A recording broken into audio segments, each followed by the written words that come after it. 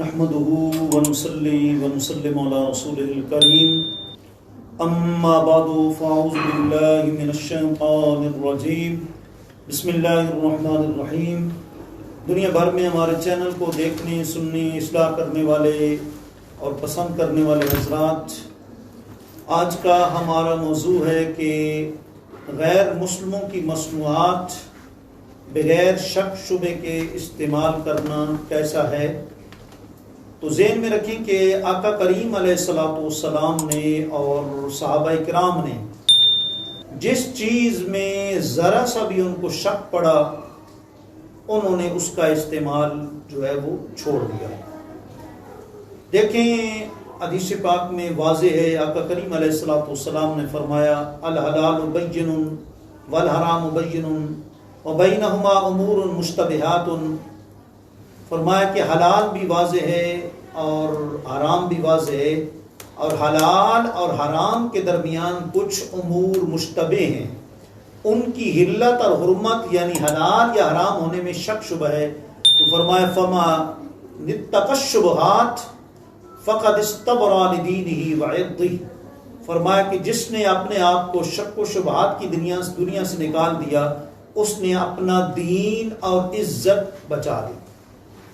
جی تو معلوم ہوا کہ جن چیزوں میں ذرا بر بھی حرام کا شبہ ہوتا ہے، ان کے استعمال سے بھی اسلام ہمیں گریز کرنے کا حکم دیتا ہے۔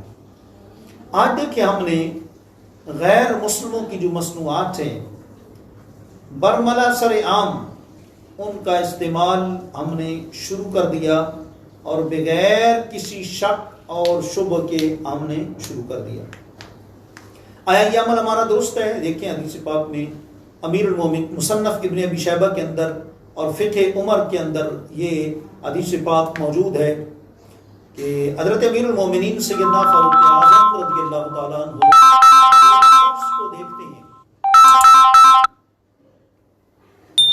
ایک شخص کو آپ دیکھتے ہیں، وہ شخص لومڑی کے چمڑے کی بنی ہوئی ٹوپی اپنے سر کے اوپر استعمال کر کے نماز پڑھ رہا ہے۔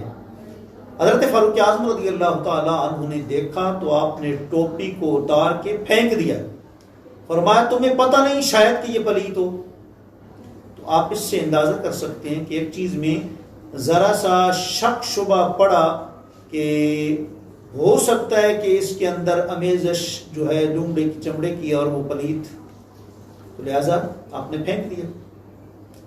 تو اسی طریقے سے سنن ابی داؤد کی روایت موجود ہے، ام المومنین حضرت عائشہ صدیقہ رضی اللہ تعالی عنہا فرماتی ہیں کہ آقا کریم علیہ الصلوۃ والسلام گھر کے اندر کوئی آپ تصویر دیکھتے تو آپ اس کو توڑ دیتے یا مسخ کر دیتے۔ اس سے آپ اندازہ لگائیں، ہم تو عیسائیوں کی جو ڈیٹول ہے اس کے اوپر لیبل عیسائیوں کا جو ہے وہ پورا ایسے لگا ہوتا ہے نشان، اس کے باوجود ہم اس کو استعمال کرتے ہیں، جبکہ اس کے علاوہ بھی ہمارے پاس جو ہے وہ اپنی پاکستانی مصنوعات اور حلال چیزوں کی موجودگی ہے، لیکن اس کے باوجود ہم ایسا کرتے ہیں۔ دیکھیں ابو ثعلبہ خشنی رضی اللہ تعالیٰ عنہ، ان کے متعلق روایت میں آتا ہے کہ آپ اہل کتاب کے علاقے میں رہتے تھے۔ عرض کی یا رسول اللہ صلی اللہ تعالی وسلم، کھانے پینے میں آپ کا کیا فرمان ہے؟ اہل کتاب کے برتن میں استعمال کر لیا کروں؟ تو آقا رحمت صلی اللہ علیہ وآلہ وسلم نے فرمایا کہ کیا تمہارے پاس اپنے برتن موجود نہیں؟ اگر اپنے برتن موجود ہوں تو پھر ان کے برتنوں کو استعمال نہ کرو، ہاں اگر اپنے برتن موجود نہیں تو پھر بامر مجبوری ان کے برتن استعمال کر لو، لیکن ان کو پہلے اچھے طریقے سے دھو لو۔ اور پھر ظاہر بات ہے کافر تو چاہتا ہے وَدُّوا لَوْ تَكْفُرُونَ كَمَا كَفَرُوا فَتَكُونُونَ سَوَاءً، کافر تو چاہتے ہیں کہ یہ مسلمان بھی ہمارے برابر ہو جائیں، ہماری طرح ہو جائیں، لیکن اللہ تعالیٰ فرماتا ہے یا ایھا الذین آمنوا لا تتخذوا اليہود والنصارى اولیاء بعضهم اولیاء بعض، ایمان والو یہ یہود و نصارہ، یہودی اور عیسائی تمہارے دوست نہیں ہو سکتے، وَمَن يَتَوَلَّهُم مِّنكُمْ فَإِنَّهُ مِنْهُمْ، جس نے ان سے دوستی کی تو اس کا شمار بھی انہیں میں ہوگا۔ ان اللہ لا يهدي القوم الظالمین، بے شک اللہ تعالیٰ ظالم قوم کو ہدایت نہیں دیتا، ظالموں کی قوم کو کبھی بھی وہ ہدایت نہیں دیتا۔ کہیں فرمایا لا ینال عہد الظالمین جی۔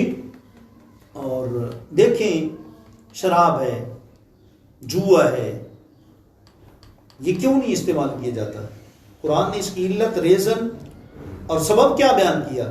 فرمایا کہ یا ایھا الذین آمنوا انما الخمر والمیسر والانصاب والازلام رجس من عمل الشیطان فاجتنبوہ لعلکم تفلحون۔ فرمایا اگر تم جو ہے وہ کامیاب زندگی فلاح حاصل کرنا چاہتے ہو، دونوں جہانوں کی نجات چاہتے ہو، تو پھر ایمان والو شراب اور جوا وغیرہ یہ چیزیں پلیت ہیں، ان شیطانی عمل ہے، ان سے بچو تاکہ تم فلاح پا سکو۔ معلوم ہوا کہ جو چیز پلیت ہو، خواہ الکوہل کی صورت میں ہو، خواہ شراب یا کسی نشے کی مطلب ہے کہ کوئی ان کی ملاوٹ کی